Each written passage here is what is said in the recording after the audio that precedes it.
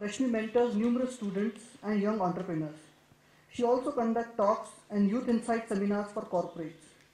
An economics graduate from Sophia College, Mumbai, and an MBA from IIM Ahmedabad. She lives in Mumbai. I just want to say this is not going to be a very formal talk. It's going to be more of an interactive session. So let me start by just getting to know a little bit about you guys. How many in this room are engineers? Any non-engineers? Okay, few, very few. How many are MBAs? Or how many are wanting to do an MBA? Okay. Okay, wonderful. Well, some of you may have read one of my previous books or maybe even this book. And basically, I just say in a nutshell what I do is I produce a little virus which I infect into systems of engineers and MBAs, which is basically to just for you to ask yourself, about what you really want to do with your life. Are you really passionate about what you're doing right now?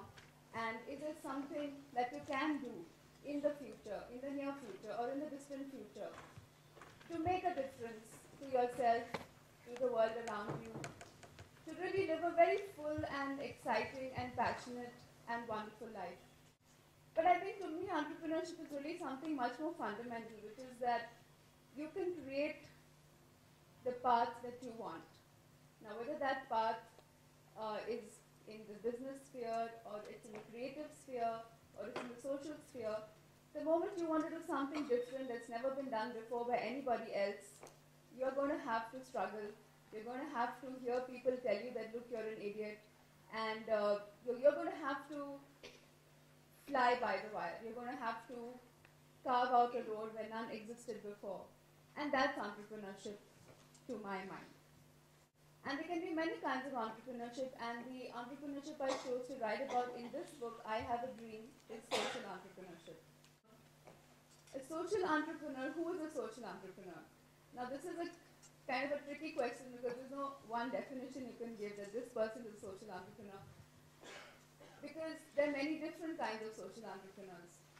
So today we've heard this very moving story of Sakina, who was motivated to do something for visually impaired people, to bring growth in institutions that are stagnating.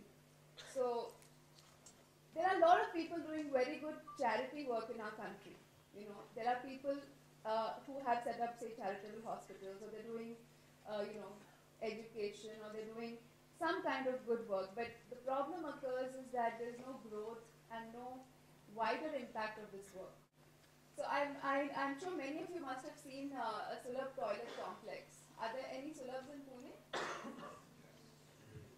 Well, somewhere in the country while traveling, you must have seen something called Sulabh Shauchalaya. And the story of this person who set up Sulabh Shauchalaya, Vindeshwar Pathak, is the first chapter of my book. And it's a most amazing story of a person who has devoted 40 years of his life to this revolution in sanitation.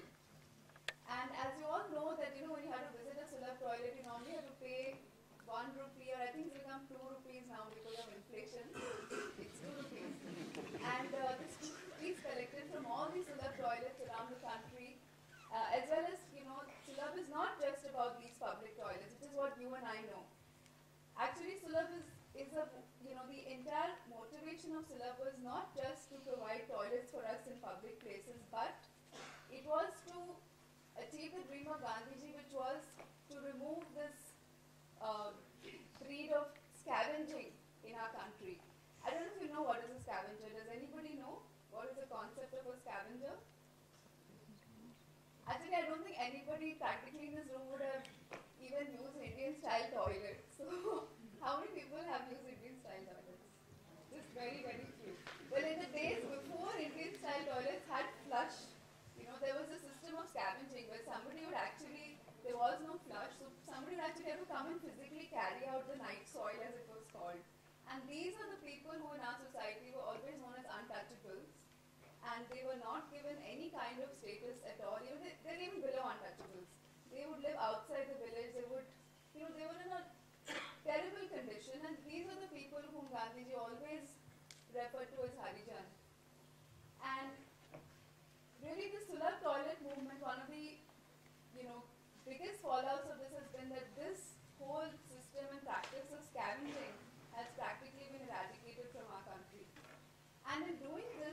entire Sulab movement, which is, these pay toilets and also installation of these two-pit, it's called as a two-pit toilet, which doesn't operate with a flush, but it's a very indigenous form of toilet which was devised by this organization. About 12 lakh of them have been set up all over the country. Sulab actually makes a surplus of like 125 crores every year.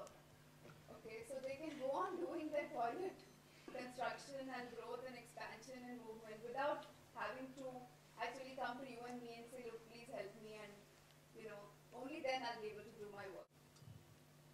Okay, Rashmi, as I read out all your books, so everybody wants to be an entrepreneur, but there is a certain constraints in his mind regarding how the things going on. The risk-taking capability is quite low.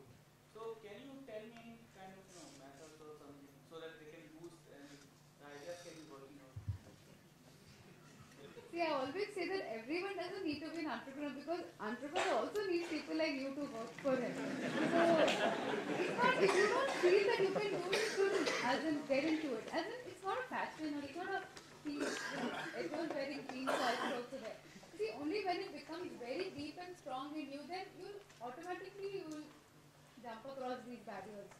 Only small bit of advice I can give is that most people, they don't even know themselves, they're not aware of, like, if you have an inner voice, you should be able to hear that voice. Most of us from childhood, we've been programmed by our parents and society, so we can't hear our own inner voice. And so maybe you have to start by doing some yoga or meditation or something which really starts clearing up your system, and at least you know what you want. You can still choose to do something else, but then you know how strong it is within you. You yourself have an awareness that, look, I don't have that certain quality which I think entrepreneurship requires, and once you're aware of that, then you can try and be an entrepreneur within a large organization. Maybe there are many startups, there are many companies wanting people who don't take the entire risk but want to take initiative. So if you know yourself and your own strengths and weaknesses, your own motivations, then you can take correct steps. But if you're just like, just ऐसे धुंध में ऐसे चल रहे हैं, you naturally knock over something or you fall in some pit somewhere. So that's really what I think at the end of the day, it's about making a choice based on what